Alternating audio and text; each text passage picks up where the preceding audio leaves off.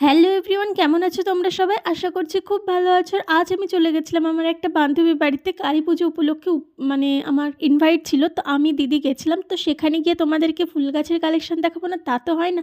দেখো কত সুন্দর সুন্দর ফুলের কালেকশন। এদের বাড়িতেও আমাদের মতো ছোট্ট একটা বাগান রয়েছে। তো সেখানে আর কি সুন্দরভাবে কিছু গাছ আর কি ওরা মানে পরিচর্যা করে রেখেছে, সেগুলোই তোমাদের সাথে শেয়ার করছি। কত রকমের গাছের মানে গাছ আছে এদের বাড়িতেও।